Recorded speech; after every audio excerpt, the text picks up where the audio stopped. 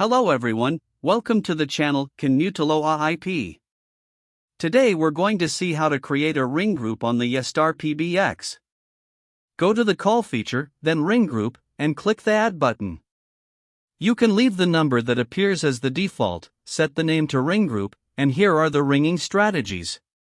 So if we want all extensions to ring, the call will last 60 seconds. If they ring in sequence, the default time is 20 seconds. Sequential ringing works like this: first the extension with priority 1, then the next one, and so on. It will cycle through them one by one.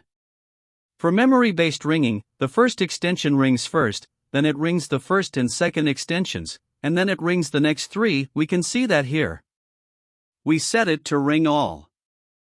In this section, we select the extensions the call will ring on. We select 1002, 1004, and nothing else. Next, we have default destination. In case neither of them answers, we can route the call to another extension so it doesn't drop. Click Save and Apply. If I go back to the extensions, here they are. Let's also add that ring group to the inbound route. We'll go to where it says Default Destination, select Ring Group, and add the ring group so that when we route the call, it goes to that ring group. We'll save and apply the changes. We'll go to the dashboard and perform a test call. We'll initiate a call. Wait for the phones to ring. There's the call.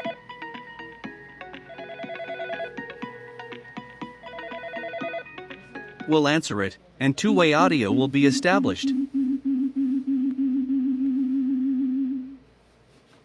We'll end the call, and that's all for this video. Without further ado, I bid you farewell. That's all for today. If you liked the video, you know what to do. Leave me a like, subscribe to the channel, and turn on notifications so you don't miss any videos. See you next time.